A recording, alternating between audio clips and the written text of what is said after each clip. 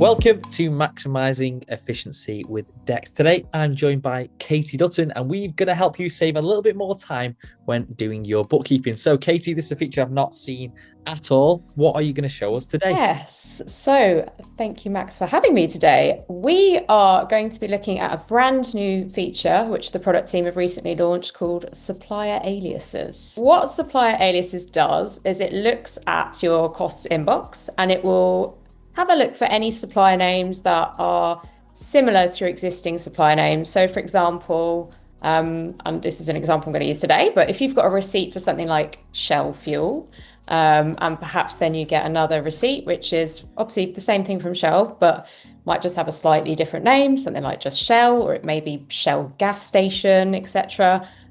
This can be a little bit of a pain because what you then need to do is you either need to go and merge them together, which doesn't always solve the problem. And you'll also then need to set up supplier rules. So rather than doing that, just use supplier aliases instead. What I'm going to do is I am going to share my screen and then I'm going to just take you through how we use that. Sounds good. We are now in Dext. So as I mentioned before, Shell, I'm just going to use Shell as a good example here. So we'll come into this receipt and you'll see Shell service station, but then you'll also see Shell down here. So if I click onto Shell service station and just click in Shell. So this is going to say to me, this is Shell service station. Is this an alternative name for Shell? So I can either say, no, they're different and just keep it as it is, or I can actually say, yes, they are the same. Now, once I say they're the same, it's going to then ask me whether I'd like to add my alias. So I'm just going to say yes. And so what that does then is that the next time we have anything from Shell gas, Shell service, Shell fuel, whatever you want to call it, that's then just going to group them all together and it's then going to apply the same categories, etc. for next time. So you've just got everything under one place. So you're not then having to kind of set up more rules and do more admin for yourselves. So, Katie, that's amazing. What happens if I've realised that I've created the wrong alias? Maybe I didn't want my Shell gas station invoices to go to Shell and I wanted to just take a look at things, make sure everything's okay, or make some changes. Is there a way where all of these aliases are kept?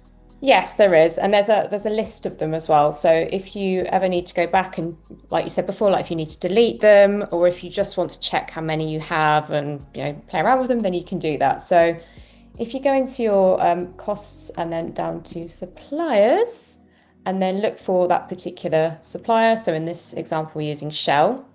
And if we just scroll down now to the bottom, you'll see that we have the Shell gas station here.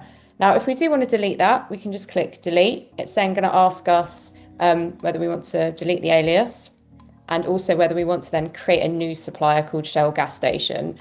So what this means then is not only you then just deleting it and never seeing it again. No, what you want to do is you want to make sure that you've got that original supplier name. So we can say, create a new supplier name, Shell gas station, delete that alias, and then we can move on as normal. Perfect. So they're no longer connected to each other now?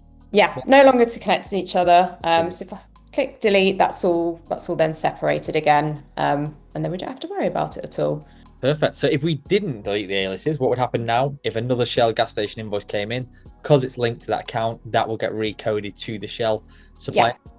Yeah, so all get there. And then again, at any point you're a bit unsure and you're like, oh, I'm not sure everything's fine. If you just go into that particular supplier, it will just then give you that reference at the bottom. It will say, Shell, and then it will have those different aliases. So yes, it's a very, very nifty little feature.